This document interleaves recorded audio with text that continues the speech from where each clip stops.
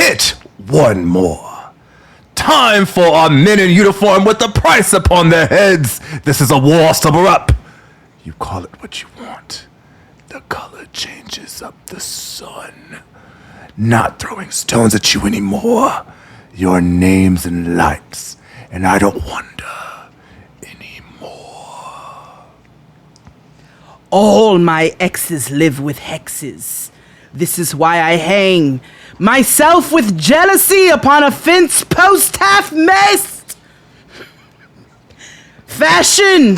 War between the guilty and the guilty and the guilty and the guilty and the teens. Not throwing stones at you anymore. Your name's in lights, and I don't wonder anymore.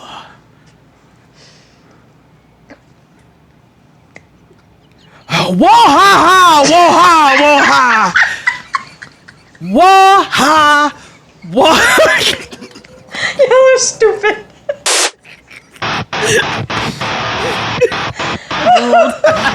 Whoa-ha! Whoa-ha! Ah! Whoa-ha! Ah!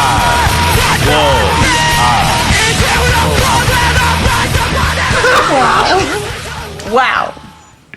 That was good. That. Ooh, you did. Hey everybody, welcome back to the Blackest Show About Nothing. It's Jaden XD. I am your host, XD, aka I am so sick of sissies, I don't know what to do. And I'm here with... oh, we'll talk about it. Jade, aka I am so sick of white. The word that XD said. I don't know what to do.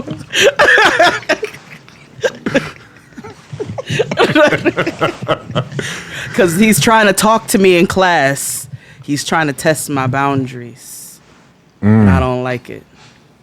And this week, we have famed television star, a mother, comedian, actress. Yes, Miss Black Awareness herself, Woo! Melissa Beck. Reigning title of Miss Black Awareness. How are you? Jaden XD. I love coming on y'all's show. Thank you so much for having me. Yeah. I'm so excited to be back. We love having you. Okay, we are not here to interview. We're just here to talk shit. It's a regular Oh my gosh, Jaden my XD specialty. episode. Yes, you're going Yeah. to talk shit with us. We're going to give you license to talk about whatever. We know you've been talking all over the place. So you talk about what you want to talk about in the way that you want to talk about it. Yeah, I do have a game, though, for us Shit. at some point. Ooh. Okay. For all of us. I'm ready. But before we begin, how was your last 7 days? Let's start with Melissa. Whew. What happened? What'd you do? What happened? You know what? I just been in a whole ass real world homecoming fog. Because I went from stay-at-home mom, happy in my little obscure bubble. You know me. I don't leave the house. I'm in here. No. I'm in here. And the thing about it is, I'm in here and I've been on the internet and I've been lurking all this time. But now that I'm out in the open, wide open, it's a scary place. It's a crazy place. Yes. And you gotta have your head on right. 7 circle. Yes. So I just been, every week waiting for this motherfucker show to come out. I've been doing interviews and podcast interviews and magazine interviews. It's just nonstop talking about me. Oof. That's what I've been doing. Well, And, you look phenomenal doing it. Thank you. But, same you old carry shit. your purse like I carry my Crown Royal bag. Your purple bag with your leathers. I know. Thank you. Know me, queen. Jade, how was your last week so far? It was good. Noah had her recital this weekend, so it was 2 days of recitals. Mama did an interpretive modern dance with her class, and then they did some ballet as well. Your girl was out here. And ready to finish this fucking school up. I was about to say, how's school? More days. 7 days You were left. counting them down. Yes. Bitch, because that's how I know there's 7. So I'm like, okay. You're so like, if I yes, take out Melissa, the that would be what weekends, counting is. the holiday. If I take this, okay, I am counting this shit down. I'm so ready to be done, and have my life back. Wow. Well, congratulations. Thank you very much. Yes. Awesome. Congratulations Awesome. to me. I am curious to hear about your last 7 days, my nigga, especially the 2 or 3 this weekend.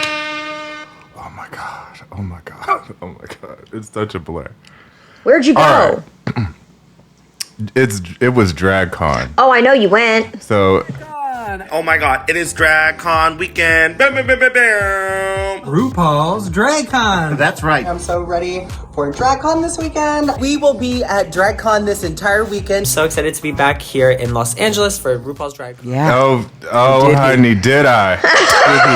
First of all, like you, I don't go outside. Correct. So, and if I do, it's to, general stuff, Costco, important shit. Mm-hmm. So, and if I do go out, it's like the beach or something. If I have to do social things, it's because my best friend Suade is performing, mask up the whole time. Cool. Other than that, in the house.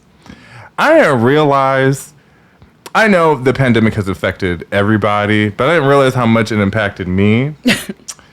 Until I get to DragCon. So if you don't know what DragCon is, it's RuPaul's drag convention, where it's a whole bunch of drag queens from every season of Drag Race. So there's about 300 plus queens in one room with a whole bunch of, gays and allies and lesbians and plus, from around the globe in this one room for 3 days. Oh my gosh. So a lot of So talking. let me tell you, yeah, a lot of, yes, but no. It was a lot of like, oh, look at that. It was, and drag is overstimulating at times. So there's one thing to see it on TV, but there's another one to see it in person. So let me tell you all the people that I saw. There was a bunch of queens that I like. But there's none that I really, really was like, I need to meet. But the one person, Bob wasn't there. Bob kind of showed up, right? Okay. Just later, but wasn't there. Okay. But as I'm walking, Monet passes by me out of drag. Oh, was that the day she went to go see your Tamisha Iman? They did that. That happened. Yeah, that was the first day. That was the first day because because she was out of drag that day. Yeah. At that moment. Yeah. It was exactly that moment because she was walking that way. So yeah, we stopped her. She said hello. It was a good time. Didn't take pictures because Mama was out of drag and wasn't trying to be, a part. But yeah. Let me give you some of the local queens. I will say, support your local drag talent because what I tell you, they showed out way more than some of the Rue girls did. I can see that. Was it glamour over the top, or was it like Performance, like in what some way? people?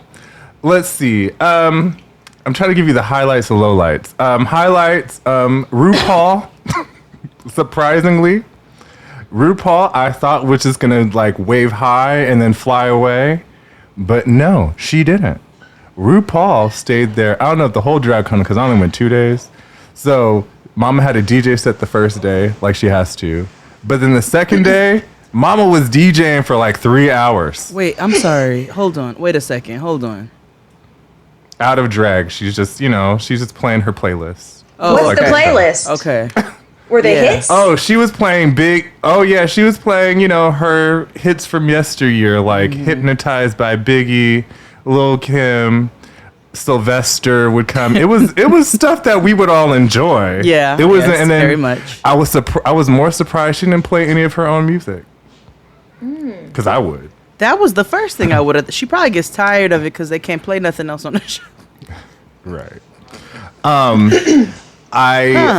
Me and Tina Burner had a moment because my back was burning, and she was like, "Your back hurts too, huh?" I was like, "Absolutely." We are so 40. Yeah. Oh my God. Willem, I actually stood in line to meet Willem. Okay. I love And Willem. so Love Willem. Willem, Willem signed my book, and I bought a book and she signed it. And I was like, we follow each other on Twitter. She was like, oh yeah, you do porn or something? I was like, no, I'm just black. And so she laughed and she was like, you're funny. Got it. Right. What else? Race Chasers would like to be a part. I saw Taste's booty hole. What's that? Girl, that's a booty hole. Not a hole, Keisha. A valve. Wait, hold on. No, expound. So Expound. I love how he was just gonna glaze over that. He was going to. Yeah. Like, this is not Krispy Kreme, nigga. He said a hole. It's not He anything- used the term it's- booty hole and then was like, because that's exactly what happened. It's not anything salacious. So first, we walked It's past, a booty hole. Yeah, we walked past Taste's booth, and I'm with Swade, and so Swade is in drag all 3 days, which Mama had to take off work the next. I can imagine. I'm sure she was in utter pain. Absolutely. Drag hurts. Yeah, she couldn't walk. It was funny. But I don't feel bad. Yeah. So I'm on my period right now. I don't feel So bad. I'm with Swade, and Swade in drag is like 6'8", and so she has this long thing, and then every legendary drag queen, Latrice, was like, "Give me that wig."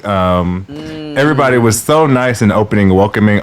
It's so great that drag queen, like Drag Race fans are racist for the most part because it was so easy to get to the black queens. Amazing. So,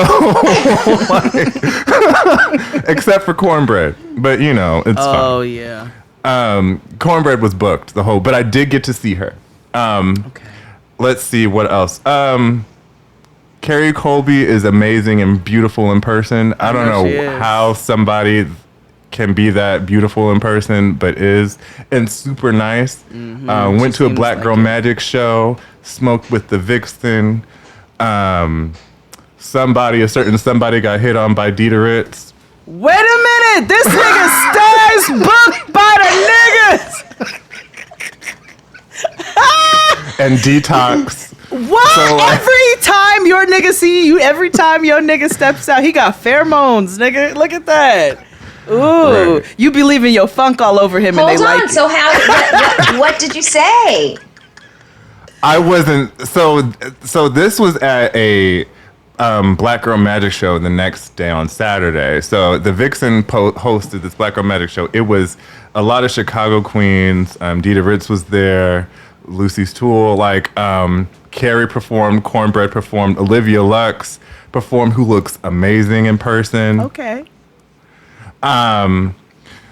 Who else was there? It was just like whew, a lot. Okay. But after it ended or whatever, the bar is there. I go out and smoke or whatever. They go get drinks, and that's when I'm in the back smoking with the Vixen. I know. And listen, it's just a lot. It's easy I can't wait to for hang out with Patreon. drag queens. Yeah, I can't really talk Yeah. about it. But yeah, it was I had a wang. So dang while you doodle. stepped outside, Big Shoulders was eyeing your nigga and was waiting. Yeah, but and then he befriended this white woman that looks like Renee Zellweger. And then Jasmine Which one? Masters. The first It one was or a the lot. second one? Because Renee Zellweger is two white women. The second one. Because what had Okay. happened is she did the eyelid thing. She shouldn't have done the eyelid thing. That's what Is changed. that what? It's the Exactly. eyelids? I couldn't figure It's out the which island- part. And we were trying to figure that out because we were show. Bridget Jones. So no, we watched Chicago the other day because Chris Rogers had never seen it. So me we were neither. watching and we were like, and then Bridget Jones' Diary, like the thumbnails came up. I was like, what's different here? Mm-hmm. And I was like, age, sure, okay, whatever. No. But I'm like, no, that's not it. No, because I watched the show she was on Hulu or Netflix or whatever, and the whatever the most recent one was, the anthology series, and I was like, that's not the Bridget Jones lady. There's not two bitches out here named Renee Zellweger. And that's when I realized. First of all, I it's said, Zellweger. two white women. I like saying I mean, Zellweger. the pronunciation don't matter around here, I know. But yeah, it's the eyelid thing. Because she had hooded eyelids, and that was like so specific to her. Now, hold on. You know, it's like when... Eyelid surgery. You know, it's like when you change... Usually what happens is if you have something that's so specific to you, you can't change it. You got to keep that forever. Because remember what happened to the Dirty Dancing lady? Jennifer Grey. Oh, She changed her nose. Her face is messed up. Changed her nose, and now she's not Jennifer Grey anymore. You can't do that. That's what happened to Renee. And I wonder what happened is because then she kind of like got her eyes back, but like, see you're what I'm talking her about? eyes were hooded. She had hooded eyes originally, and she opened them up. Yeah. In addition to a couple other things, but that made all the difference. Yep. She should have never done that. Y'all been following me on Twitter forever, so you know me. When I'll notice a difference and I'll find it in every little. Let me tell you something. Put Melissa up next to that Asian, man who be talking about people's surgeries. She will get that nigga every time. I tell you, you know everything that everybody has had. She'll text. Sometimes It's a Jade will gift, text honestly. me and be like, "What do you see here?" And I'll be like, "Oh, baby, I did. Whoa, I forget who it was last time. Don't say shit. I'm not saying it. I But forget. You sent but it to I did me, text and her, and I said, was like, "Oh, girl," I said, "Doll." I said it's a laser. I Immediately. said it was gum laser, and it was a chin, and that's exactly what it was. Oh, now I remember. No, I would never say that here. Yeah, Oh, now I want to know. you'll know when we hang up. Gum laser and a chin. Yes, Okay. ma'am. We can't say shit. Because there's... Oh, I won't. Because there's another artist that I have... we'll talk. But that I'm like, they've definitely touched. And nobody's addressing it because... Oh, yeah, I knew that. Yeah. Yeah, I knew that. Because there I made a was- joke. Well, I listen. Only reason why I know all this stuff is because I be paying attention to what it is that maybe I want to do. Because once you hit 45, 50, it's time to start dabbling here and there in tiny bits. Very, very subtle. Correct. Listen, tear trough filler. I got tear trough Oh, filler. you did it? Filler here. business. Yes, None of girl, my I did it. business. Listen, 36. You look I had to good. start 2 years ago. Thank you. And how long did it You last? don't look crazy. Thank God. Yeah, it was subtle. Well, then. I started it last year, and they last for like 18 months, and so I got more fillers. Men can take more or down here because we just have a stronger jaw line or whatever. But I got more put in a couple months ago, so I'm good for a minute. Yeah, I want to get that. I want to get the tear trough here, and then only one side of my face, the side that I sleep on. You ain't supposed to be sleeping on your face, is collapsing. And and on Homecoming, you could see it That's when they hit exactly. me from the left No, you side. I can't. don't like it. No. No, I know they tell you like if anybody's interested in getting fillers, just know that you're not able to, they recommend that you sleep on your back just in general, like in perpetuity. Yeah. But like in general, you can't sleep on your face for like a good 3-4 days. I can't sleep on my back. Preferably longer. You Well, you have to learn. buy a special. No, my back don't touch the bed. You have to buy. Oh yeah, you have a special- problem. Oh. You have to get a pillow. You have to buy a special. It's a square shaped. I'll send you the Jade's link. booty too big. It's a square shaped satin pillow, and you put your face on it a certain way so that you don't fuck up your skin. Because listen, ain't no point in doing all this shit if you're just gonna fuck it up in your sleep. I'm just Right. gonna have the forehead, and I told XD it's gonna be not Lisa Bonet. What's that lady's name? Jasmine Guy and XD. That's what the name of our show's gonna be in a few years. Cause I just probably won't get the shit, but and he's just gonna keep with this fountain of youth. Yeah, you look gonna good. be like, Well, Death I'm only Becomes getting a- it because shout out to Skin by Lovely. They keep the dog. Sign up today and tell them XD sent you. It's so important. You know what else Hashtag keeps you ad. young looking, XD? And you know this. I've said this to you for a billion years. Your nail beds and the tops of your hands look young. He has those long, pretty oval nails. Yeah, he does. And the tops of his hands are You know what I do? I know exactly what You know do. what? And also, our homegirl Nikki told me to put facial products on your Correct. hands. So when you finish, so you apply your serums, and then you put your excess on the tops of your hands. You do it to your neck, but up. So from the base of the neck up, and then tops of hands, tops of hands, tops of hands, tops of hands. Correct. And always use dishwashing gloves, because bitch, my hands look good. Yeah, they do. Mine don't. I won't be doing that. And I don't know how you don't use dishwasher. I know, like, dishwashing gloves in general, like, it irritates your skin. Just like, girl, it don't get in your, like, it don't burn. Like, you know what I mean? Like, people should, if you can and afford it, use dishwashing gloves if you can to clean. Yes. Let's And pay stop some bills washing real your quick. dishes in cold water. Okay, go ahead. Yeah. Nasty. As always, thank you for listening to our podcast. We are available anywhere and everywhere you can get your podcast, except for SoundCloud. So tell a friend, tell a friend, tell a friend, tell a business partner, tell a auntie, tell a coworker, tell a wayward uncle that's not allowed to come over for Christmas. Wait, no, to listen don't tell to Jane him. and XD. He can't listen to this. So we could curse him out and chastise him as a community. Okay, all right. Listen, those people need to be put on Front Street and let people know. That's enough. Nigga, because you asked me how my week was. I ain't tell you everything. Again, subscribe to us and tell a friend. Also, you can find ad-free audio and video versions, as well as a whole bunch of other video and audio content on our Patreon for $9.99 a month.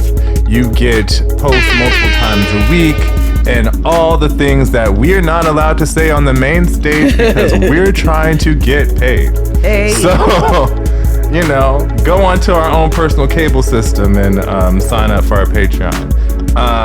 Sign up for our Discord. It's free for everybody, not just Patreon users, as well as our YouTube channel. Everything is in our link tree. You can find it on our social media or in the description box of this podcast.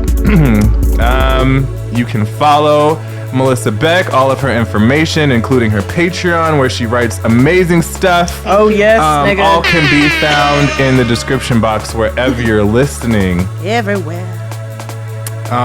As well as the video version. Anything else? Am I missing anything? Anything? Can you add me to your I Discord, was just please? Because I'm already on the Patreon. I need to get into the Discord. I haven't, for some reason. I didn't get my little invitation. Apparently, it is entertaining over there. Oh, I can't wait. Oh, yeah. I got good at using Discord. And But you y'all's- can answer questions to them if you want. Y'all's Patreon is let's- robust, bitch. I be in there. Yeah. It's, Oh, we be recording, nigga. Okay, it's the niggas get their money's worth. Let's be very clear. yeah. So, with that being said, let's take a break and we'll be back with more with Melissa Beck. Hit it, Claude. Hit it, Claude. After these messages, we'll be right back. Despite of what the press say about celebrities and myself in general, I move ahead. And like millions of other folks this year, Michael Jackson, too, moved into cyberspace. Have you ever jacked in? The worldwide computer network called the Internet has inspired more movies than any big deal.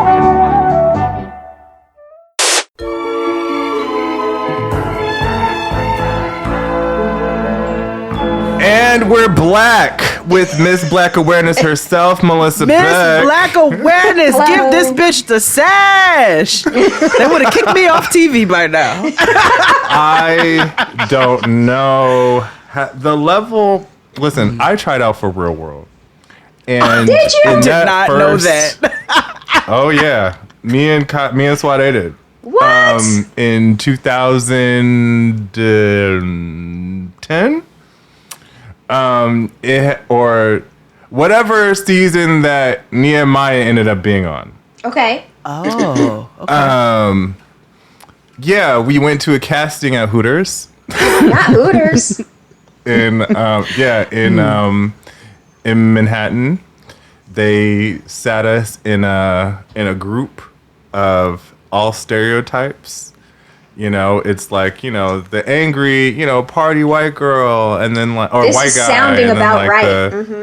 They've been doing the same casting call tactic for 33 years. At Hooters? Yeah. They got a partnership? Well, it's always at a weird restaurant, and then it'll be an open casting call, and then they'll just pluck, like, white girl, white guy, black guy, brownish girl, and then they'll have you guys sit down and have a conversation. You know, they'll throw like a little Molotov cocktail in the middle of the table, and then they'll rotate you. That sounds about right. Okay. And that's what happened. Yeah. I made it through 2 or 3 rounds. And then they were like, okay, you can go home. And I was kind of like, well, good, because I don't like any of these motherfuckers. Because they ask questions like, stupid interview questions like you would, like, when you apply for retail, like, oh, so if your friend is, drunk at a party, like, are you going to save them? Like, how would you respond? And then they'll ask questions like, how would you respond if somebody in your group was saying things? How did that? This is where I came up with Kate for every producer lady, because I remember that lady's name was Kate. Okay, let's have a mock. Yeah. I'm going to try out for Real World right now. Okay. Ask me questions. Okay. How did they do it? So, your name's Jade, right? That's what's on the application. Oh, see, now Okay, you you got already. Really? You are not amenable. You are not malleable. Okay, all right. You can't be super angry Yeah, off you the can't be front. That was yourself, angry? basically. Okay. Okay, all right. Let's do this again. Kind Jade. Okay, all right, okay. So, Jade, if you were going to a club and your roommate had too much to drink, are you going to help them home or are you going to leave them there? What kind of bitch would I be to leave them there? What kind of unsafe shit is that? No, I'm going to sweep that bitch up off the floor and get her ass home. Well, hello, Tokyo. But what if you don't like her? What if I don't like her? Yeah. That's layered. So they would ask stupid questions like that. And I remember the white guy, he would be like, oh, I'm fighting, blah, blah. It was like keywords that you could tell the producers were looking for. And I was like, okay, well, I know that this is not for me. Maybe not this faction of reality TV, but I don't know how you did it, especially in Melissa. 20 plus years ago. Because every episode of Real World Homecoming New Orleans should be called like white people's redemption story. Because everybody is losing it on this show. Even the one who I thought. Because even Danny and I was very disappointed. Listen, I mean, you all want to start at the top? Yes, let's go. Let's go. Let's go. XD watched it after me, so I'm curious to hear a bit of I have his. so many questions. Here we go. So, Well, I'm going to top load this. I'm going to top load this. I'm going to top load this with the thing I got to say. We got to get it out of the way. I have seen some of the conversation around the episodes, and some that I've seen, when you talk about racism, you can't win. There's always going to be somebody that's going to be upset about how you approach it. For me, I felt like I went in there with as much composure as I could possibly have to have these hard conversations. I spoke to Danny after that episode aired, and he vehemently regrets using that term. He also is upset about the appearance of it looking like he was running He was defending Julie. Correct. And I'll say your name. You don't have to. Yeah, and I said, man, you just, that sucks. And he goes, yeah, the thing about it is his experience was when he was leaving the club, he too was not ready. You saw him. He was in there macking. He was not ready to go. And so his experience was that and this nigga's been on a farm in Vermont for the last however long. Right, so he was trying to be I can at understand the club. how he's like, I'm social, bitch. I ain't been around humans. I understand that, but continue. But he also didn't have the full picture of the aftercare. Okay, because when he came back in the house, he went right into the bedroom, the blue room where we stayed. We used to call it the sanctuary because I had, I love a boundary. When we first moved in there, that room the Blue Room, I was just like, if there's going to be intercast talking in here that requires a handheld camera with a man attached to it to come in here, don't do that. Go have that conversation in the hallway, bitch. I'm in here chilling. Don't do that. So in our room, I was just very specific about, let's not try to have deep ass conversations in here, because this is where I'm trying to chill. Granted, there are cameras everywhere in that room. Yeah. But it's different. yeah. So he did say that he regretted that, and I feel so bad because he got ate up about that comment, and it was one misstep. And I say that, and the reason why I have grace about it is because we still got 4 episodes to go. I might have a misstep here shortly. We don't know yet. So I'm like, okay, let's be careful. Let's be nice. I was very, what's the word? Not proud. You really were a very big person, and Melissa's a very small person. Physically, you were a very big person to apologize to that lady. Okay, let's for talk about your it. and I appreciate your intention with your words. Okay, I want you to understand as I'm watching this, I'm not watching it in the lens of my homegirl Melissa.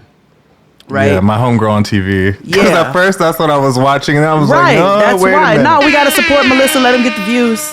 You know what I'm saying? Yeah. Then I Yeah. started watching. I said, "Bitch, if I never knew this bitch, I would still watch this shit, and I would still say this bitch was wildin', and I would still say she's out of her goddamned mind, and that she suffers from arrested development and all types of other. And put on some goddamn shoes, but."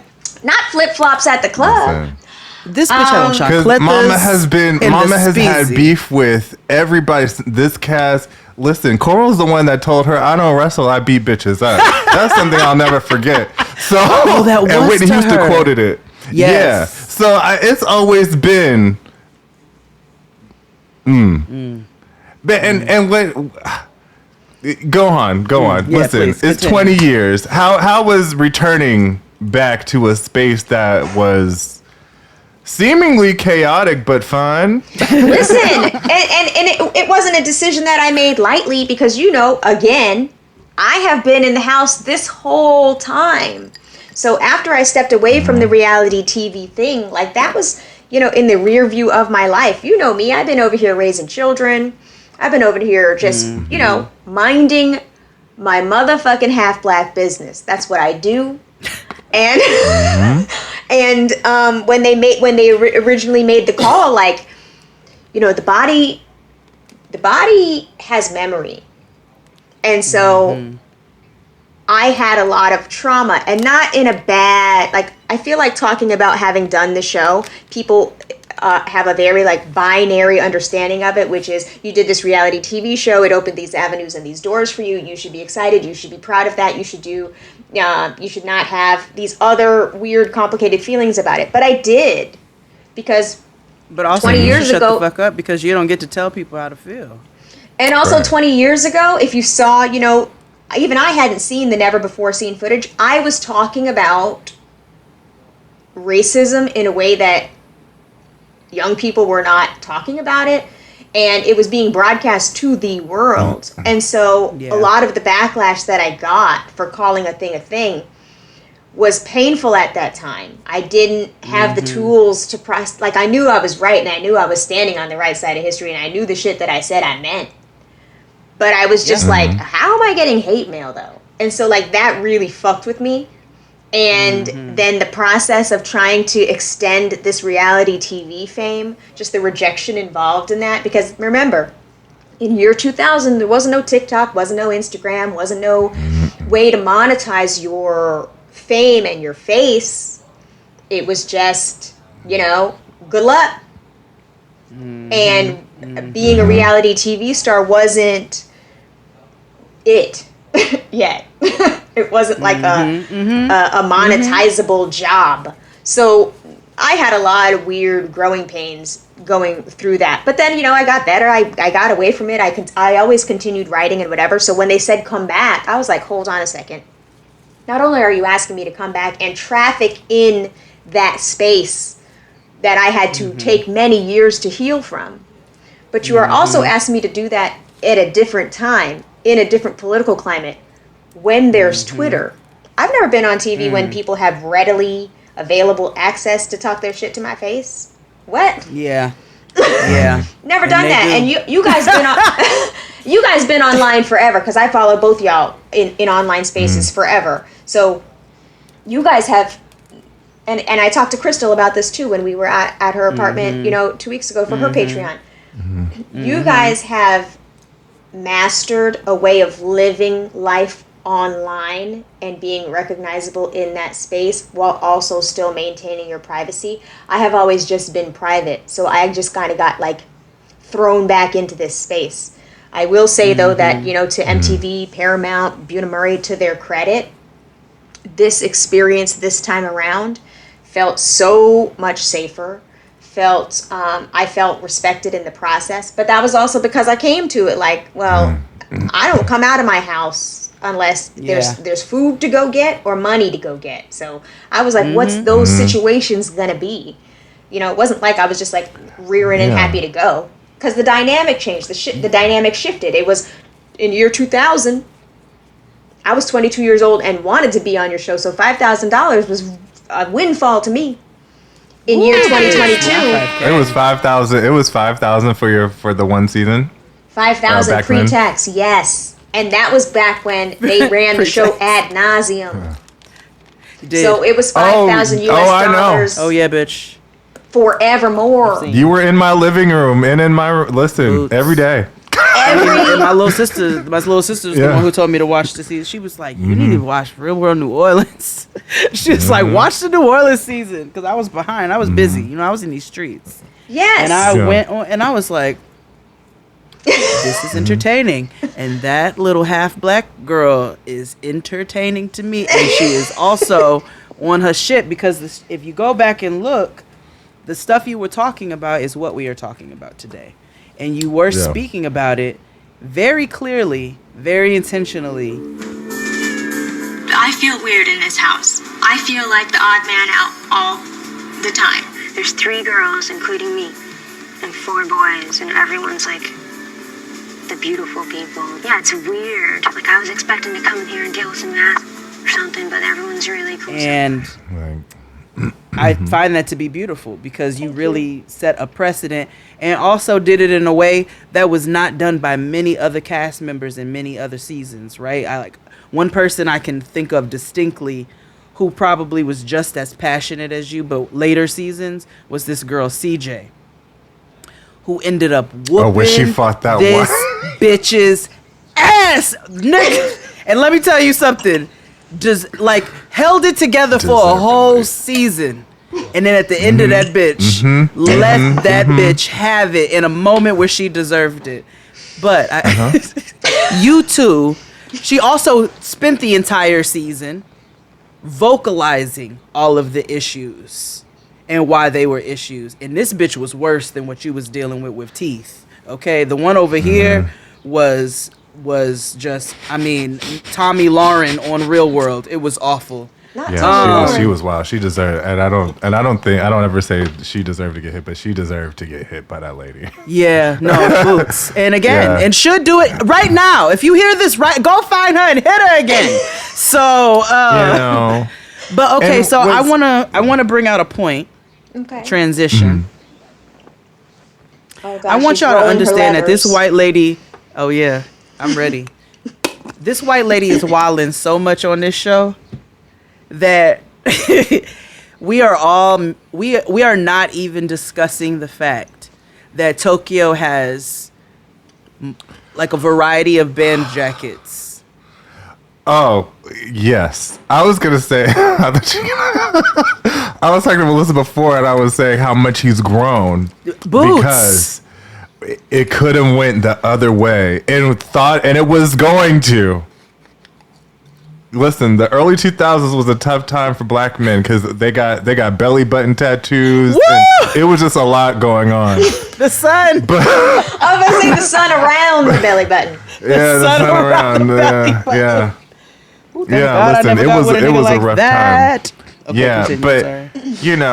him and his band jackets have done the work and have him and his them CeeLo Green Gnarls Barkley coats that he be, and I'm like, it's New Orleans, I know it's hot, but I'm like, you know what, he's up here doing the work and trying to level with this white lady, which, you know, I wouldn't, but I hate, you know what, as a fan, I hate the fact that you're put in these situations, right? I hate the fact that, and I talk about this on reality TV all the time, I hate the fact that when we get brown people on, black people on, we got to be the educators. And it always comes off as we angry or whatever because we quote unquote fed up, which we are, but why do we have to be, you know, white people's Google, you know what I mean? And like, listen, I went into this process having very candid and open conversations with the producers about what that's going to look and feel like. Because I was like, obviously, I know that you guys have to play back these montages of conversations that once happened. And I said, but let's be careful about what this emotional labor is going to look like for me. And also, when you're running it back, am I going to be able to be, you know, stay-at-home wife and mother? Or am I just going to be the person who's angry and upset about these, you know, race conversations? And they said, Melissa, we assure you that our goal here is obviously, yes, we will have to endure hard conversations, but nobody is trying to pigeonhole you into that space. And here's the thing. I really went in there hoping that we were just going to have fun. There was no way for me to know that narrative about the care that Tokyo asserted after the drag club was going to happen. Like, and I think I said it on the show. I was like, if I do address it, I'm now feeding into the bullshit. If I don't address it, I stood by. So now I'm forced to have this conversation that shouldn't even really be happening because the reality of the situation is that motherfucking tree did that. Let's not do that. What are we saying? What happened? That tree did that. And putting, you know, and don't put it like the black person like, oh, it's this fault. I don't know if he did or did not. And you know, it's not an issue, right? Because we always preach about people minding their business and I know exactly where you're going next. Yep. But we also preach about how white people need to be the people to speak up most of the time. And while I understand the kumbaya essence of some of the individuals in the home, and I understand that it's coming from a place of I'm protecting my peace, which I get, I also was frustrated with the fact that they were protecting their peace so much so that you were forced, essentially, to have to speak up on, you know, and be an advocate in this situation. And then you're already in this situation with this person. So now it looks, you know, she's going to make it look like you looking for something. And I knew exactly where that was going before it was even said. And I was like, see, bitch, that's where you got it fucked up, because when you brought her that latte, you are even better than me, because I would have asked it. I would have not drank it. You spit in it. Right now at school, I want you to know, every time them white boys touch something, I ask, who made this? Because y'all know I'm not putting that energy in my body. Like, I am ignorant, okay?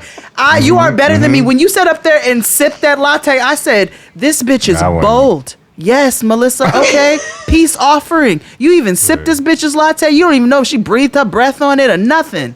And you did it anyway. And when she accused you of looking for something, I was like, you nasty bitch. You was waiting to say that. You was holding that in your back pocket to say that. I'm sorry, okay, continue. So this is what I'm going to say about that. I have seen some of the discourse around my kindness, that it was unwarranted. The apology for my tone, people feel like I shouldn't have done that. I think that people feel like what's the other thing that and then also that they're hoping that the white people in the situation do speak up. I am a firm believer in stay in your lane. I also feel like I was very clear on what I said, and I don't know that a white person adding to it would have helped. No, that's fair. You know what I'm saying? That's fair. And Kelly wasn't there she didn't see the aftercare and she actually wasn't at the club. So what is she supposed to say? She wasn't. Yeah. Also, Kelly in her real life is a clinician. None of us are her clients. So when I'm watching the show, and I've also gotten to know her better as through this process, I see her trying to stay in her emotional lane. You are not my client. This would be weird ethical boundary overstepping if I do say some shit. But you can also see a couple times in her body language that she too is processing and distancing. No, you can see it. You can see it.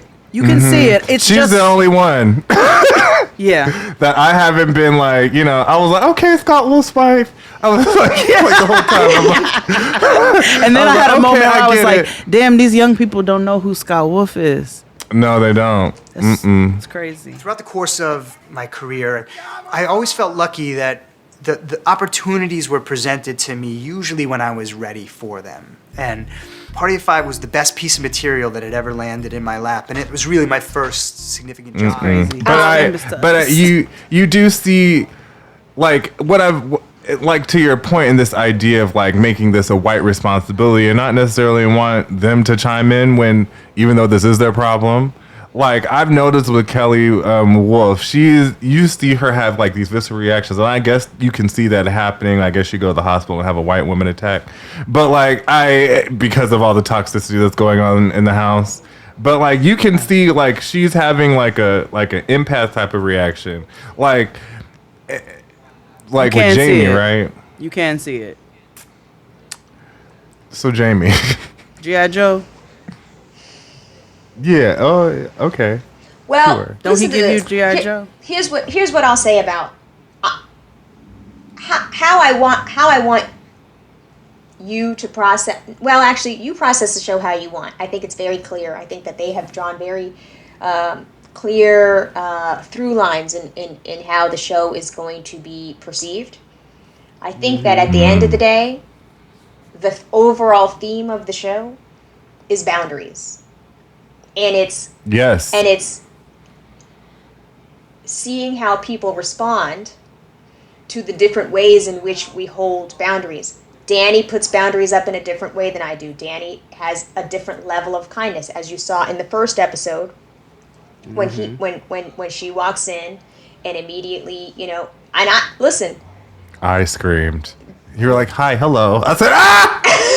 But the way that Danny clocked it in his interview, I didn't know that he would have that because he was so open and warm and embracing. So then when I saw his interview where he was like, yeah, that feels performative and I'm not going to do that yet and I'm going to be stand-up. I was like, oh, wow, okay. Yeah. That was.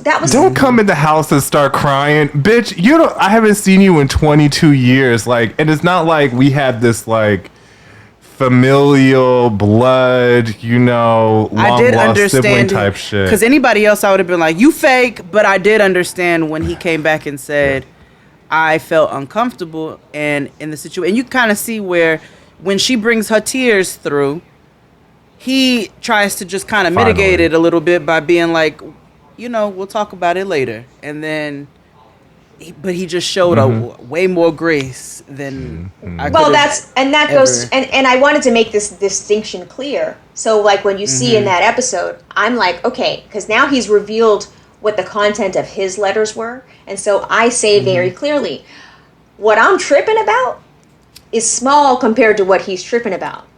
However, there is a pattern, and it's interesting that his boundary is that of a window, so he's allowing some interplay and some conversation to happen, and he's open and he's warm, and mine is a wall. That's what they be doing now. Motherfucker, the North remembers, ain't no, And it's not like you calling her a bitch to her face when you walk to go get cereal. No. Not at all. Like, and we don't have to be correct. And the other thing that people gotta see is like we've all been, just all melanated people have been in a space where they got to still clock in and show up to work.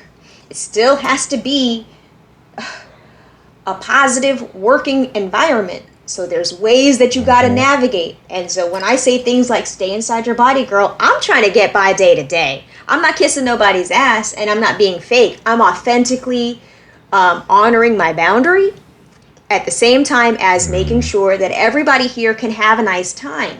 Like, I don't want to be the one that is the downer in the room. And the other thing that I want to address, the levels of projection, I didn't like that. There were some terms used that I didn't like. Let's talk about it. Go ahead, XD. Bring them home. I don't like when white people throw the word violent around. I don't like it. Violent, aggressive. There were a few terms. Confrontational. Confrontation, aggression, narrative is a big one, and I think people done forgot the meaning because words mean things. Because you're not here right now. So where Melissa and Tokyo had this idea of what the true definition of a narrative is and what this is portrayed and how it's portrayed, Jamie, Emma, and the homosexual have a completely... And that's when I was like, I didn't like how it seemed like he was coming to Julie's defense.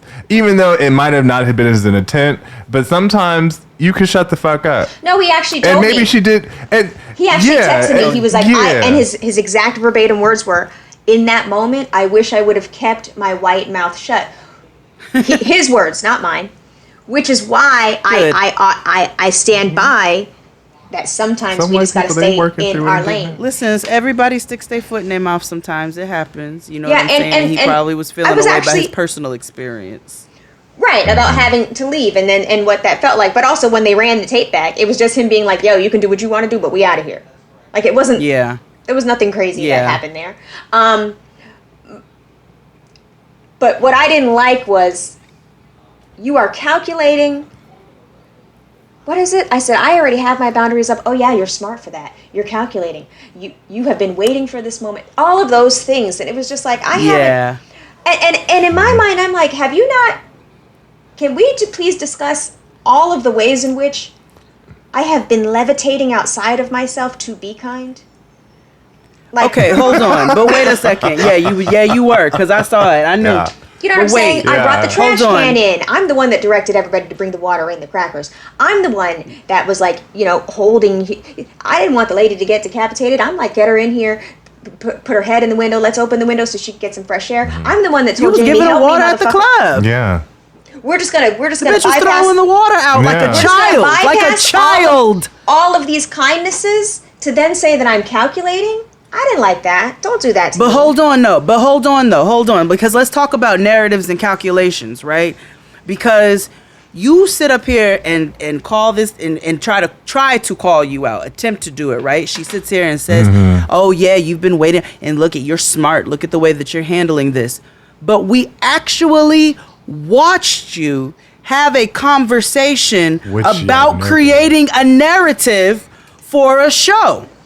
So you're literally sitting here accusing somebody of the very thing that you're doing. Like you said, we watched it, bitch. You did nobody misconstrue. This is not editing. This was what came out of your big teeth. You sat here and told your nigga on the phone that you are doing all these things to make good TV. Is that not creating a narrative? Yeah. Who died and made you producer? Nobody. Therefore, you say just because you look like one don't mean you're supposed to be one. Nobody hired you for that. And that was it. And so when they leave it on the cliffhanger at episode 3, they leave it on the cliffhanger. The viewing audience is sitting there like, why is nobody saying that they heard the conversation in the hot tub? And then we resume episode 4, and within the first 3 minutes, I'm like, I heard it in the hot tub. Melissa said, I heard that bitch on the phone. I did laugh at Kelly though, because Kelly heard it too. And Kelly was like, now hold on, no, wait a minute. Yeah. She's like, because she don't really react, but she was like, I don't like that. I don't like that at all. I was like, me neither, girl. I don't like that. Yeah, so y'all bet, because again, better than me, I would have gone outside at that point. Now, what was that? Now, what are you doing? What now? Okay, Jade, here's the thing that you got to understand, too. Now I'm watching it back, and you can play Monday morning quarterback all you want when you're watching yourself on a reality show. So I'm watching it back, and I see when I'm sitting on the bed in the adorable gray jumpsuit, the boiler room jumpsuit, that was adorable. When I'm sitting on the bed, and she comes in and she's like, did he do that?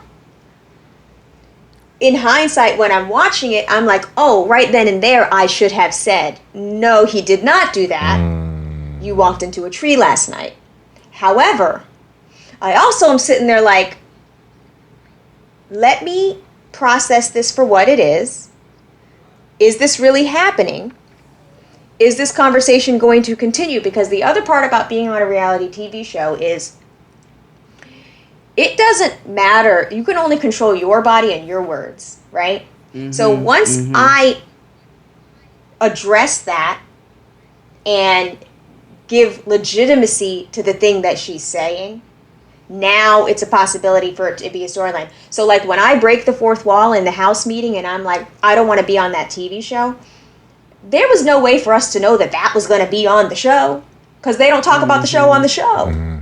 But I had to say it because I had to push back against that narrative because I thought it was going to be hurtful to Tokyo. We don't know what the shit's going to... we don't know what the shit's going to end up being, but I do know that I said that shit out loud with my words, and you, producer, standing here with this camera, and you, person sitting in the editing bay, you know what the fuck I meant, and you know what the fuck I said. So you better get it right. That was me using my words and my body to say I don't like this. And the fact that they put it in, like, this is very nuanced storytelling. Because I'm quite surprised and proud. Too. Yeah. Because XD, you're right. It could have gone a whole other way. Yeah. Yeah. It could have, and I see it that way. Like if they were to, if this was if this was pre-2016. And the Real World New Orleans Homecoming came out, it would have been Julie versus the house, but in a different way. It would have been, oh, well, she didn't know any better. It would have just left it at that. And as opposed to challenging, like, just because you grew up and you didn't know better doesn't, you know what I mean? Like we tend to do now. It would have been a very different show. Yeah, and so when I said the thing about this is affecting my private life, this could possibly affect my private life, that's what I meant. Because I was saying, when Kelly came into the room and checked on me, and I was saying, you know, the projection is making me uncomfortable. I'm not calculating. Why would you say that? And I use the term. Like, I know that everybody's on Instagram and everybody's their own mental health counselor because they can scroll through an Instagram account and know what an empath is and know what gaslighting is and all that. We use all these terms. We throw them all around. Everybody's subscribed to Spiritual World and posting a meme. But I really meant that shit because it was happening in real time to me. You know what I'm saying? Like, the story was being turned around on me, which is why I had to physically leave the space and get under my weighted blanket. You can see I was in full makeup, back in my pajamas under the bed because I was like, I can't. This is not happening to me. This is not happening to me. Yeah. But also because, you know, that's not what I signed up for. I signed up for, you know, I wanted to find out, did you breastfeed? Did you, you know, when did you get married? You know what I'm saying? What food are we going to order on their dime? I was trying to have fun. I was trying to, you know, truly reconnect with these people. I was waiting to go to the studio for Come On Be My Baby. She was trying to have fun too, child. She was trying to have all the fun that she did not have the first time. But you see, this is what I was saying on the show the other week about how people stop growing after a certain pivotal moment in their life, right? So, and you can tell a lot of people is when they have their kid, right? And that's when things happen or whatever. She didn't have kids and shit didn't click. So I don't know. But you know what I mean? Like, because I keep forgetting she has children until somebody says it. She had a whole family. Well, and I'm not saying mothers don't deserve to get drunk or have fun or party or club. I'm not saying any of that. But bitch, you're trying to be 20. Like, you're trying to be in the club like a 20-year-old. There's some Arrested Development shit happening here. Yeah. But the reason like, you begging David to fucking get in the shower with your bathing suit? I don't know what that was. That irritated me just as much as a whole bunch of other shit. And she's pushing it. And he continues to say no, and she continues to push it. I did not like that. I also don't like this homophobia episode that's about to come because I know it's coming. And I know you can't talk about it, but we know. With what's his face? I see it in real time when y'all see it. So I haven't seen any of it yet, and I don't know, but I know that we did it, Joe. I'm done with my work. I think I'm done. I think I'm good. I don't think I'm on there anymore. Thank God. I made it through. Well, that's a disappointment. No, because bitch, it's been a rough 4 weeks. Shit. Good or bad, being front facing on a reality TV show when you like to be in the house is a lot of work. It's a lot of like stuff in your face. But I gotta say, and I want to make this clear too. I don't wish to say anything disparaging about her in my and you haven't. in my private life and post show. Like I can talk about the show and the content of the actual show and what's on TV because that's what's there and that's what did happen. But I like to be very careful in the aftermath of it, just because there are children here. There are spouses here. Yeah. And like my rule number 1 with Justin Beck, is anybody in any marriage, rule number 1 is don't have me out here looking motherfucking stupid. And if I can control whether or not motherfuckers look stupid. You know what I'm saying? So I won't even, like right now they have the preview for the next show, which is the preview for the next episode tomorrow is. Y'all saw it? Uh-huh. Yeah, the preview for the next episode. Which is why I was like, we're getting ready for the gay shit to happen. Okay. Yeah. Not the fingers. Yeah, because I've been waiting because Mr. I Have 6 Kids, because he was gunning for Danny 22 years ago, which let me believe. Because anyway, so I also, I peeped from jump.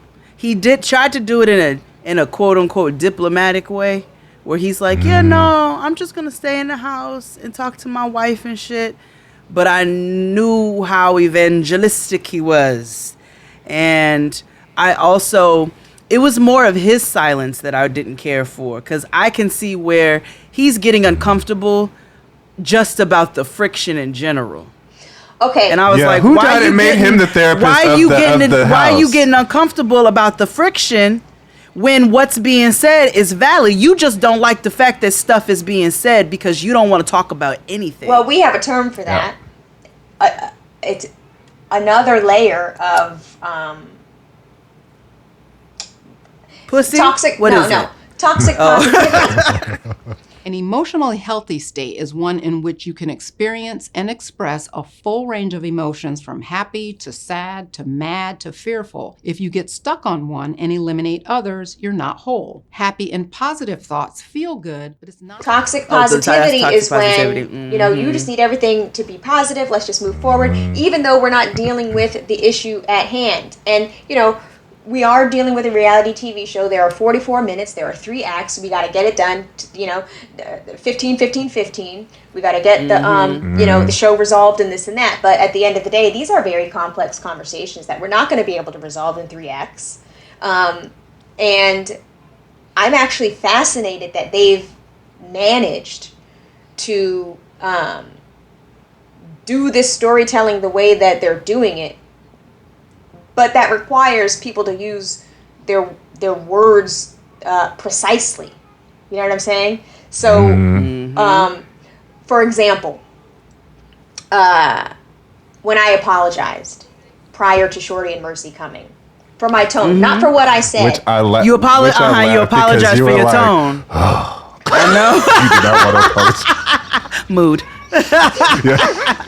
I get you saw me. I'm sitting there in the matching pajama set with the robe, the sip left of Merlot, and said, "God damn it, I got to." Let me just knock this shit out. But when I did that in the service of resetting the space. You know when you go in and you vacuum and you fluff your pillows so that the next morning you go in your living room and your shit is nice. That was what that was, and I was also because I knew my parents were coming. my parents have only fond memories and good feelings about everyone in the house. This was their experience as much as it was everybody else's. So I was like, you know what? If we're gonna be in here cooking lumpia and shit, I want it to be a nice experience for everybody, including people who have not given me the same courtesy. That's okay, because that's what being an adult is. That's just doing grown folk shit. And that comes from having, as you know, being in a work environment. Sometimes you gotta be around motherfuckers you don't fuck with. But you have to be the bigger person. And so that's all that was about. None of that was like, you know, excusing problematic, racially problematic language. None of that was that. Nowhere in there did I say that. And if you actually listen to the things that I say on the show, I say, absolutely. I say, I feel good about the apology because now I can continue our strange dance of avoiding each other. That's what I said. She read a different. She got a completely different message. She's like, it just feels so good. Now we're playing. They always, and that be the problem. See, this is why it's hard to be diplomatic and be the bigger person, because what they like to do is they like to then start to impede upon those boundaries, and they're like, oh, so we're good. And I'm like, now hold on now. It's the same thing with the nigga. Don't mean I forget. Just because I didn't stab you as I'm walking through this kitchen or burn you with this hot pot doesn't mean that we are getting ready to engage in conversation about Shit's fucking Creek. Like, we're not doing that. And see, this is what he's trying to do. He notices that I'm using human courtesy, you know, in certain situations at this point. And then he uses it to, oh yeah, y'all are talking about Drag Race. You know what I do? I turn around and I walk away. Because we not friends. Okay, hold on a second. Jade's on a whole, who is he? Oh, I'm sorry. I did. I really did that. I'm so sorry. The classmate. The listeners know all about him. Okay. The two classmates. She's conflating two. But I say all that to say she's doing the same thing. Oh shit! Oh, civil rights. Civil rights show it. But civil rights is show it. Okay, kitchen is steady. But she did the same thing, because I noticed that. I said I that's the one thing I have been paying attention to, is how intentional again you have been with your words. You've been very intentional. Nothing can be misconstrued. You're very clear about what you're saying in every single facet. And you didn't say, oh, great, we're going to be friends and now we can catch up and we can reset and start all over again. No, that's not what you said.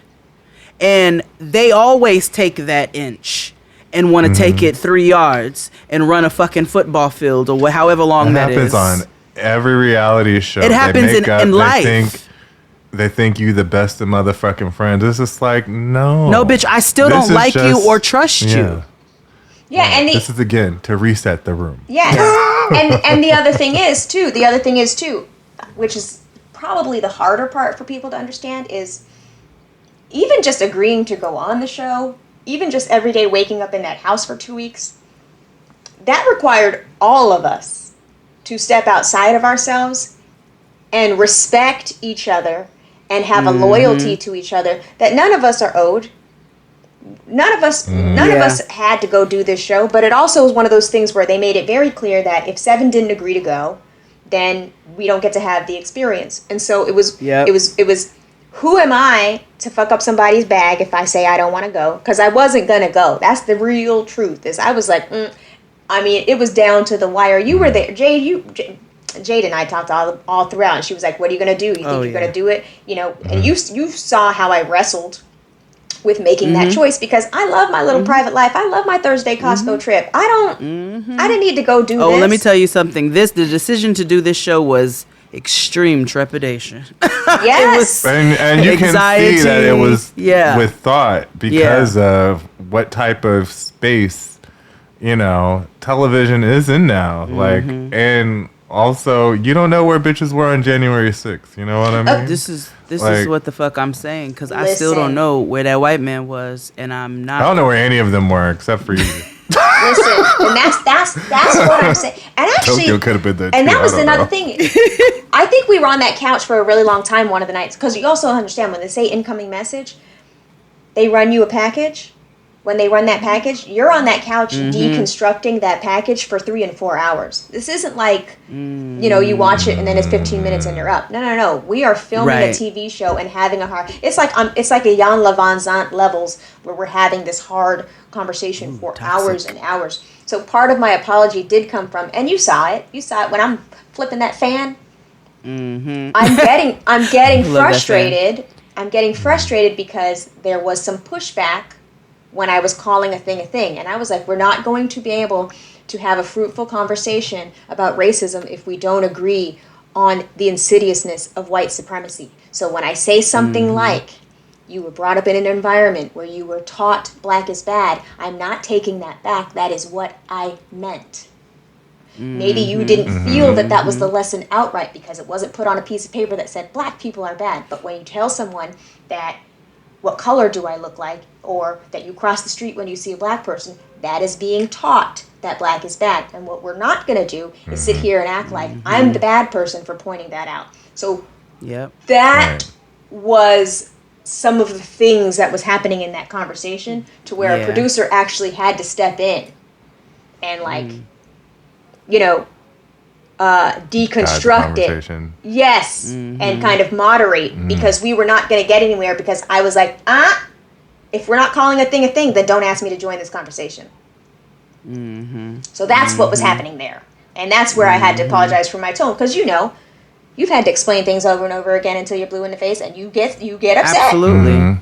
And you can't not turn only off were you your explaining humanness. things, right, and you're explaining things till you're blue in the face to literally a person who, I really want whoever the editor of Urban Dictionary is to put white woman, and then I need y'all to take her picture and put it next to it, because she is every bit of stereotype that you can ever imagine, from the tears to the timing of the tears to the accusations to the dear doe-eyed innocence, and oh my God, I didn't know that to the deception where she's having conversations with her husband, where that is a completely different person. Let's be very clear here. And it sounds like he's pussy and he be in on it too. But anyway, okay, Jade, now we can't be talking about people's significant other. They didn't sign up for this shit. Yeah, but Jade was like, I don't give a fuck. This is my show. You was on the phone. You gonna catch these arrows. So all I'm saying is, and he listened to her say that shit, and I didn't hear no kind of rebuttal on the other end about, well, that's not what you there for. You didn't hear none of that. It was just her like, I'm doing this. And he's like, yes, baby, you are. Yeah, I know exactly what's happening over there. Pussy. But I got off the tracks there for a second. She is the epitome of a victimized white woman. And so it's very, very, very hard. And I can understand where you would get to an extreme level of frustration when every time you're trying to take something to a place so that a point can be made and understood, somebody brings their tears back into it and got to play the victim all over again. And then you start from square one. Right. And if you notice, this is just in general. Fuck the show. Fuck the characters on the show. Fuck all that. In general. In any heated discussion, when we now have to talk about how you have received a message, and we're now talking about your feelings and not the issue at hand, that is distraction. That is it's impeding the process of getting to the point of the conversation. And I'm thinking about the fact that if I just get up from this conversation, now I'm dismissive. Now I'm angry. Now I'm all of the things. That was never my intention. I am happy to have a conversation about race. I am a nerd. I love reading about this stuff. I don't have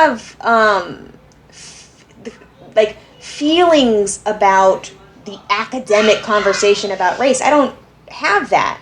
But now when you're putting feelings in it, and I have to manage your feelings and your fragility, now you're getting on my nerves. And that's where it was getting hard for me. That's work. Yes! Yes, and I checked, this was a favored nations deal. I'm not getting paid extra for this shit. The same way I wasn't putting my hand all deep and big in that Ruffles bag. Y'all didn't cut me a check to eat these Ruffles on camera. I'm screaming. Let's take a break, and we'll be back with more after these messages. Hit it, Claude. After these messages, we'll be right back. People regularly use the internet. What's attracted many of them is the World Wide Web, with its proliferation of special interest truck stops called websites, and the arrival of network browser programs to make the whole thing, if not idiot-proof, at least user-friendly. Despite all the futuristic technobabble you hear about the internet, however...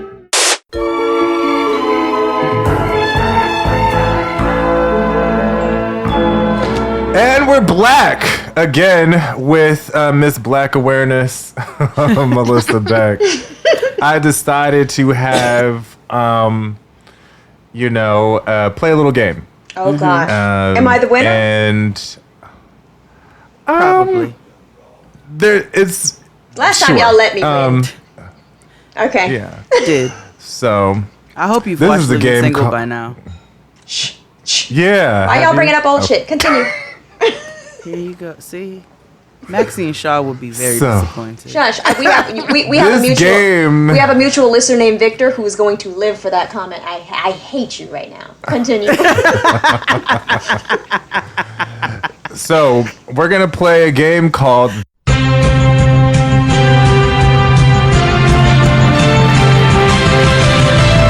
That's Racist.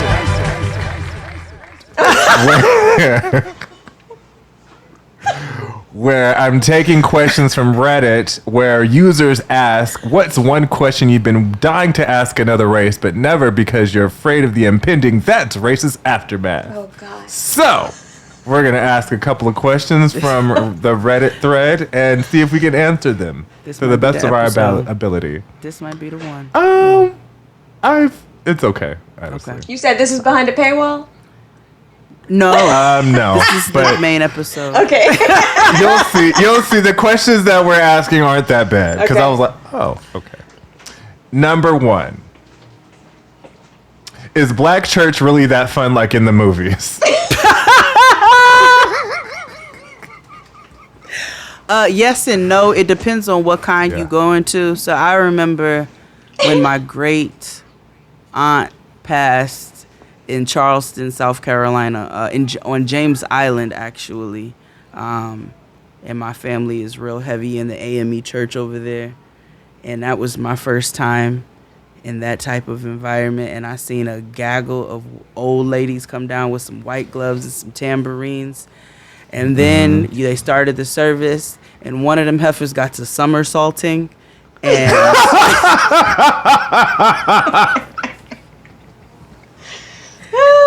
and I was falling asleep. It was hot. When that bitch got to somersault, I was like, no, wait a minute, nigga. You did not tell me. Oh my you told me Aunt May died. You ain't tell me I was about to get all this. The thing is, though, it's to answer your question, yes. Well, it's also sometimes some unintentional fun. When my uncle Phil died, I remember Justin Beck drove me down to Baltimore so that we can attend the services and then go to the VFW hall and eat the food after. And everybody loves Mercy. There's nobody that don't love Mercy. But I'm so glad they were on the show this time. I know. My I didn't know that it was cut last time. Yes, there was so much footage of them last time, and they were cut from the show. And I actually think that had they been put on the show, it would have actually helped. Not that I needed more airtime, not that at all, but it would have actually helped the viewing audience understand where I had this level of understanding about the racism stuff. But then also remember Your father's very black. Oh, shorty. Yes, he's blickety black. Baltimore, Cherry Hill, Shorty's black. Dad. What? Why don't you and Mom pack a bag and drive up here for vacation? Who? And then I fly you guys back on my credit card. Man, I don't want to go no damn New Orleans. Why? I ain't drinking no car up there tomorrow. Why not? It'll be so fun. But listen. And I grew up in under the tutelage of a little tiny black man. So like it explains a lot about me. But I think that part of the disconnect with the viewing audience and me and this subject was that my presentation, my ambiguity, didn't match my level of conversation to them. I mean, I've since, there's some conversations about race where we're talking about colorism and things like that, where you just got to take your seat in the back and let somebody else speak for you. But I didn't have that because I didn't have that rapport with Tokyo at that time. So I was just off on my own island and had to say all the shit. So I think that because I was presenting as, not like Tamara, but because I was presenting... No, you was not presenting like Tamara. No. Not Tamaga. But because I was presenting so ambiguously, it was the message wasn't coming across clear, so I was getting heat from all sides. I think that had Shorty been introduced on the show, you would be like, oh, okay, that's her daddy, and that's why she's like If y'all want to understand Shorty outside of what you've seen on Real World Homecoming, imagine me as an old black man who's been in the military and is from Baltimore. That's the way he talks. That's the way he moves. Shorty is he is a hard A at the end. And that's my homeboy. And so you don't come from the thing about it is there's levels, right? There's layers. You don't come from this fluffy ass background of having a Renee Zellweger ass mama telling you that you're exotic and, and all these, you know what I'm saying? You come from a grounded foundation of two parents actually, who really hit you to some shit, and that's the thing. That's how you come. Why you are able to speak the way that you are. So back to the funeral or back to the church. So we're in the church, right? And all of the aunties had taken my mom to the hair salon, capital the hair salon. So Mercy had like a old school 2004 Mary J. Blige flip. And when they did they go through and they say who the surviving members are, they go to Shorty. And, they didn't even use his government name. It was he is survived by Shorty. And then my mom's government name is Narcissa, but Shorty had a hard time pronouncing it. So he just started calling her Mercy. But for some reason, when they turn when they turn the little paper in, and you know how black folks get to read in the fucking paper. So black. That is so black. Oh, it gets blacker though. Wife. I don't know how to say her name. It gets blacker though. So because whoever turned in the paperwork put her real name, they mispronounced that on the fucking podium. Please don't tell me they call her narcissist. No, they called her Lucretia, bitch. So she had the Mary J. Blige flip, and they said she was survived by Lucretia, and we're looking around, who the fuck is Lucretia? Who the fuck is Lucretia?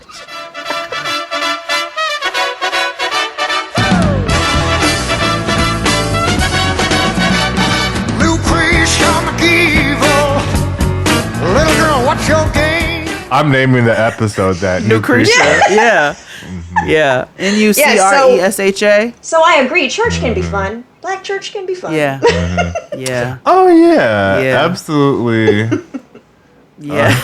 Black church can be fun. I mean, there's like being with my grandmother, like she would teach Vacation Bible School. So that was always fun. And so like there was a time where like she had, I don't know, this little girl, I don't know what she ate, but her intestines exploded. I don't know what the fuck happened. But like, the problem was we're in like a daycare and it's an old black church. And so everything is rust colored. So like, in the little area where we were teaching her, because I was in high school and I was helping her because she did like the little kitty ones. Actually, this little girl took the biggest, like, and mind you, mama had to be like 3 or 4, or like 4 or 5, excuse me, because she could talk. So, but I was like, dang. But the thing is, we didn't know it until my grandmother stepped in it. And when I tell you, she cursed everybody out in the church. That was the first time I ever heard my grandmother use the F word. At the church. Because, you know. In the church. Oh, in the church, in the basement. Wait. And the problem is this the same church where you met Shirley Caesar? No, that was a different one. That's in Hayward, California. Okay. But Again, church can be fun. yeah. Right. Oh, yeah, church can't be fun. It also can't be hateful and evil. Exactly. But it can be fun. You ready for the next question? Yes, I am. What the hell is Purple Rain?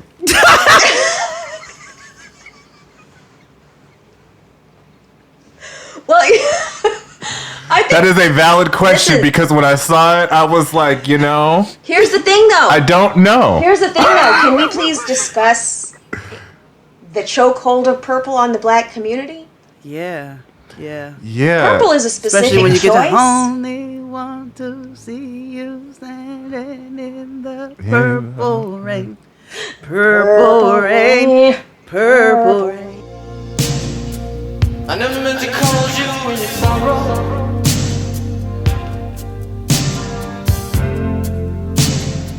I never meant to call you in your pain. It's like I pour some sugar on me. Think about all the things that you, because I also see, I taste colors, and I know that sounds crazy, but I do. Like I'll eat something. I do the same thing. I'll eat something. I'm like, ooh, this tastes hunter green, or whatever. But think about all the things in your life that you've eaten that are black as fuck that taste purple.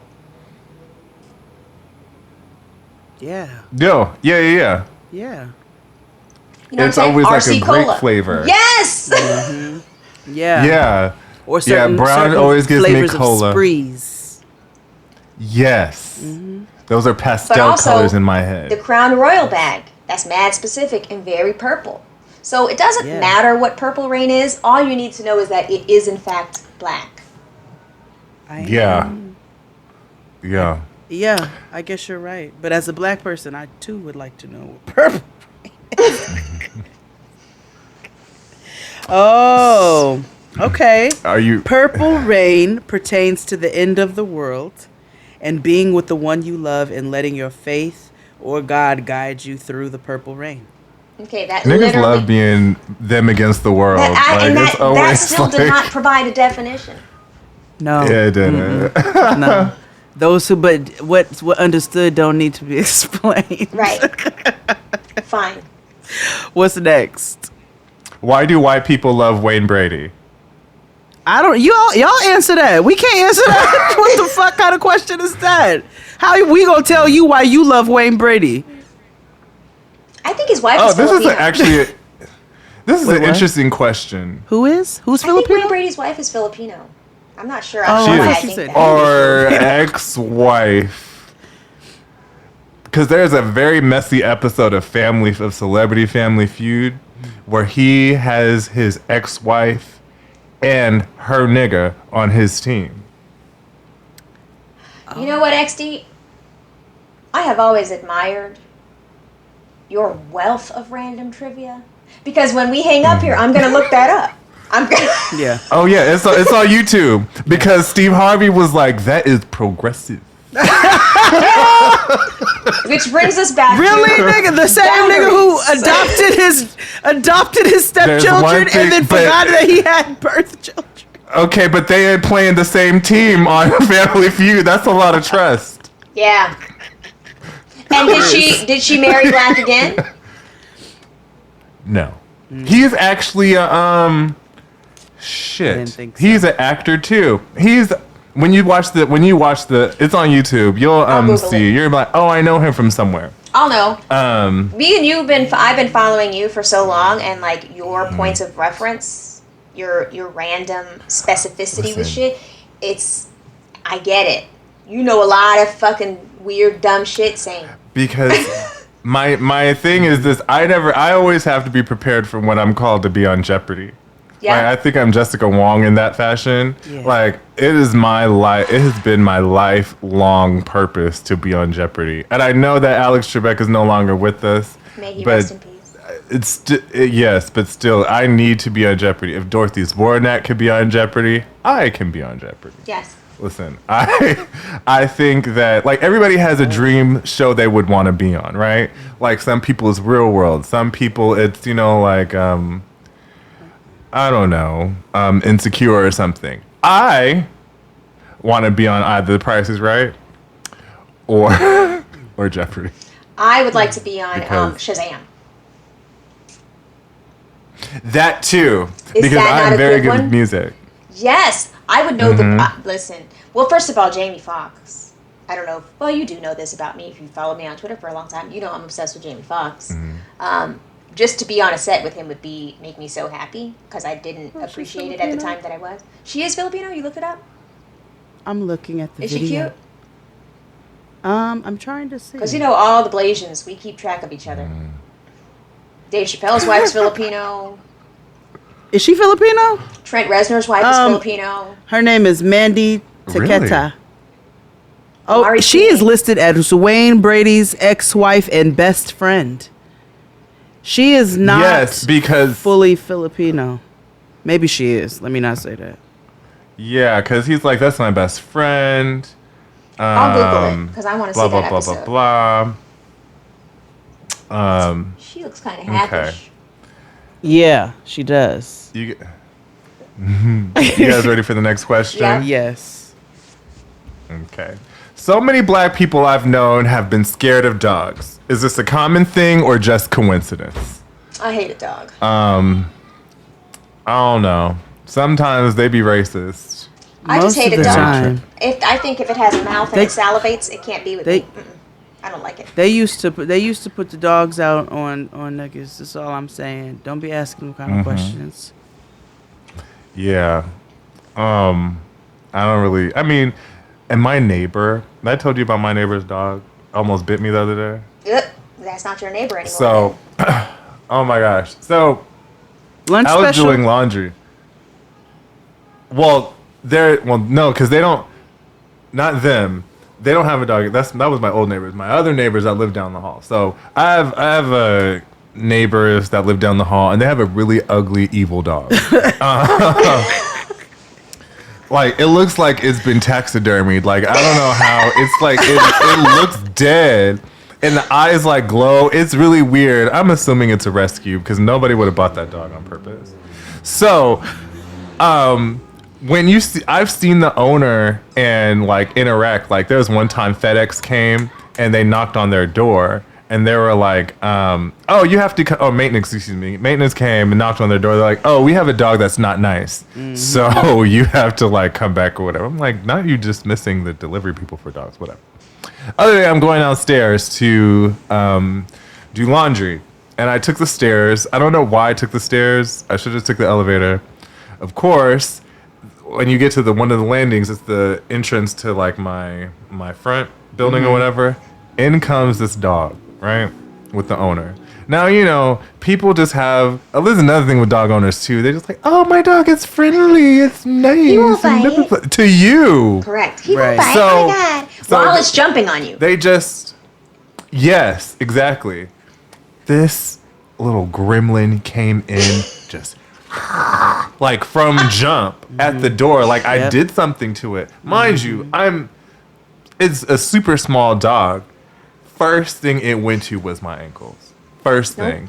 And I'm like, and the owner's like, "It's okay, it's okay." No, it's not. He's like at me. No, you remember No, I told you and that I'm story. not afraid of dogs, but I love dogs, but that was not okay. Don't And tell it's me the it's small okay. dogs, they're aggressive.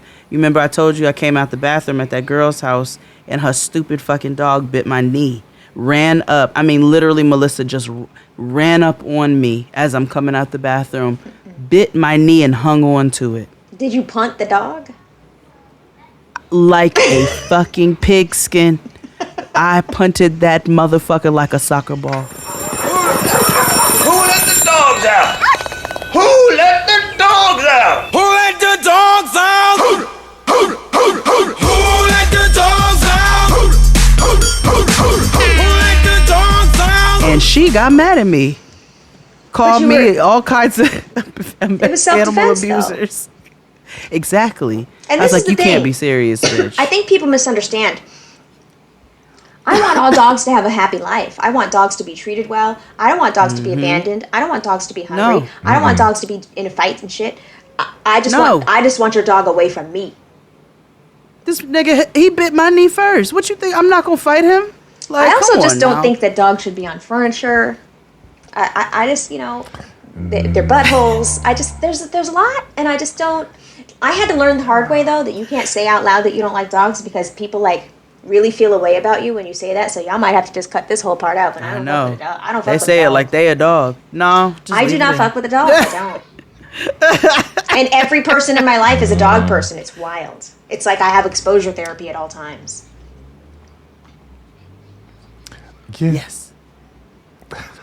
Hi, Noah. Hi, Noah. Everybody says hi. Close the door. Close the door. Close the door. Okay, sorry. Okay. You ready for the next question? Yeah. Yes. Okay. Aren't events such as Black History Month just promoting segregation? If everyone was equal, no one would have their own month. Here's the thing, right? So Chris Rogers and I were talking about how it's fucked up that Mexican Heritage Month starts in the middle of the month. Yeah. Why the fuck would it start September, in the middle of, the 15th to the 15th? Why would you do that? That's so aggravating. Again, why would you give Black people the shortest month of the year? And we would get the shortest one of the They month. do some really little nasty underlying shit. You see how they move? Yeah. So I have another question. This is from a different perspective. So, not a question I have, but once my white roommate asked me, since I'm Asian, if you're looking straight ahead, can you see the floor and the ceiling at the same time? That is racist. That is very racist. And I feel like that could be met with violence. Yeah. Fair. Let's spread it. Everything could be, yeah. Yeah. Absolutely not. That's I was watching Fresh Off the Boat yesterday because I've been binging. And there was the episode where Eddie learned how to drive, and his motivation, Lewis's motivation for teaching him how to drive quickly was because he got racially profiled by the police officer just for stopping to help somebody. And he was like, oh, this is your fault because you're Asian. You know what I mean? It was wild. I don't see how. I get it. We can't hit everybody who's racist, but. Right. Asterisk. That would have been also that's your roommate. Yeah. And see that's what I'm talking about. And then we try to macro. No, that was plain aggression. Yeah, Capital no. That's nasty and hateful, and people like that need to be snuffed on sight. How you gonna ask somebody if they can see the floor and the ceiling and all? What's wrong with you? Well, then again, and next one. An Indian guy asked me, a white guy, if I had white poop in the 3rd grade. I'm sorry. That's kind of a valid well, question. But why would it be white? Did it dry out? I don't Right. understand. Well, I think they just assumed that because I think they assume that, poop is the color of your skin. So, if you're white, do you have Oh my white God! poop? If poop was the color of my skin, if poop was the color of your skin, Jade, you would be eternally sick. God damn! Oh my God! Insides would need to be inspected. Can you imagine? I look like the poop that's been sitting in the sun. Not freckled white poop. Oh my God! Freckled white.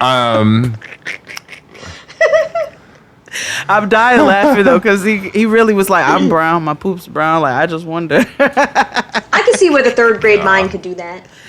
Yeah. Right. I don't blame them. But then this next one says, I once asked a coworker of mine if a black man's semen looked like cookies and cream.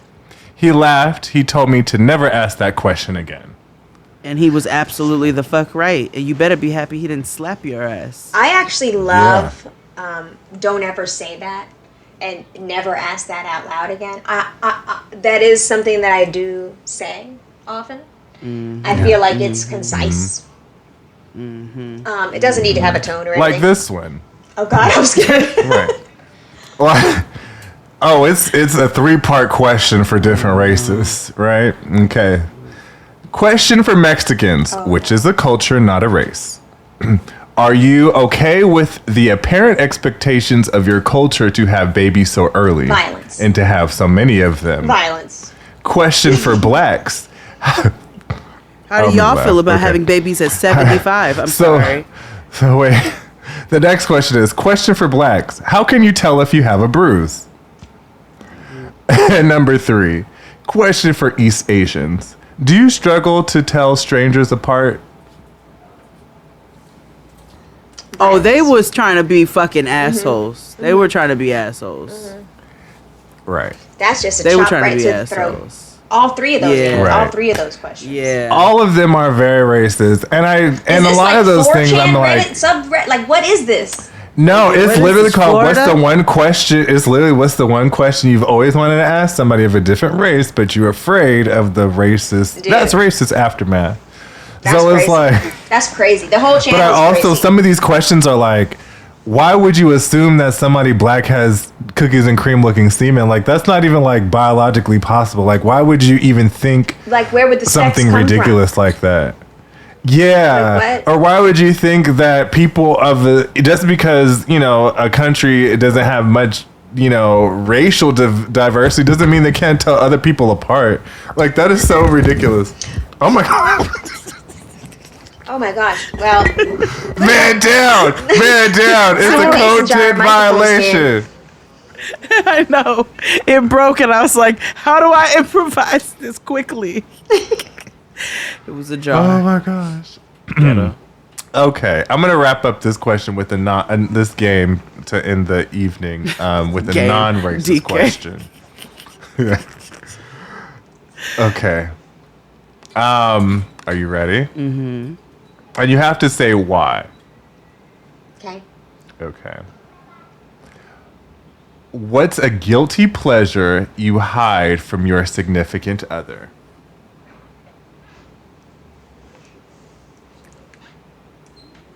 Is this behind a paywall? It can be. Oh, wait. Then let me ask a different question. Okay. Hold on. You just walked in here. I am interested in that question. Also same. But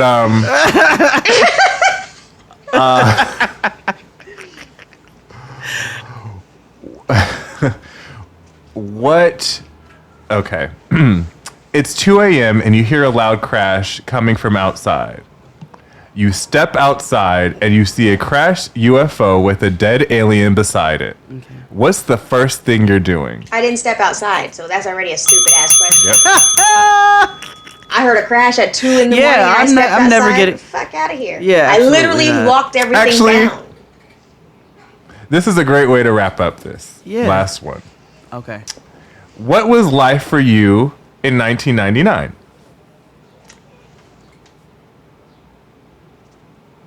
That was the year that I You get auditioned ready for to the go. Real World. Uh-huh. See? Yeah, I was packing all my little ugly Valrico fashions, and I was on my way. You were sitting staunchly in your Moana phase, very Encanto, and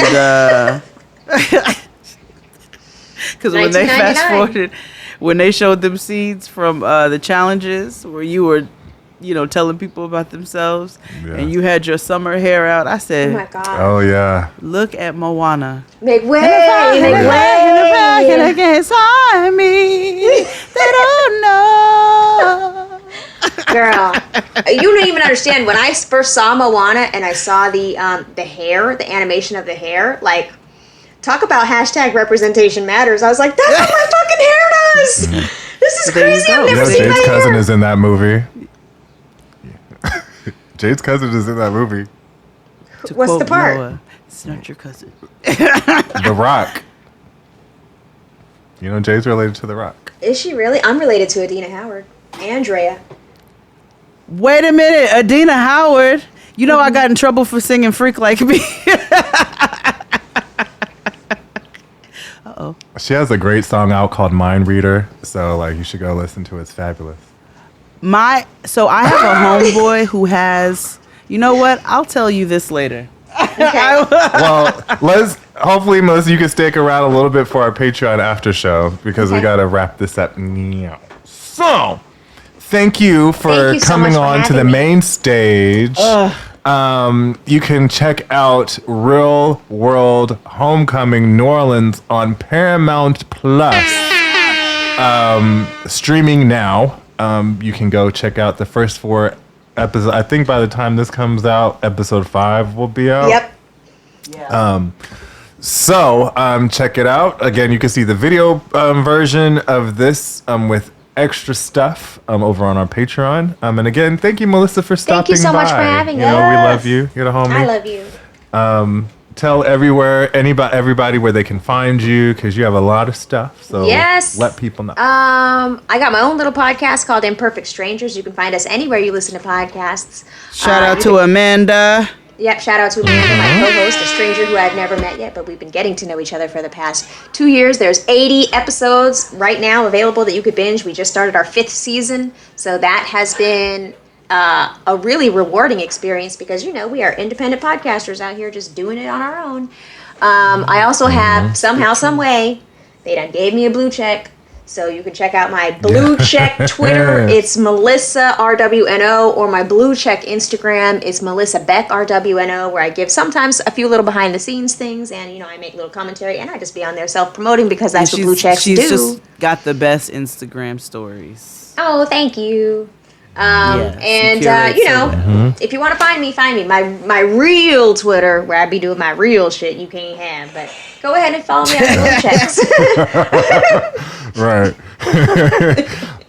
So thank you all for listening, and we'll see you on Patreon for everything else, but in any other time, we'll see you on the main stage next week. Bye. Thank you.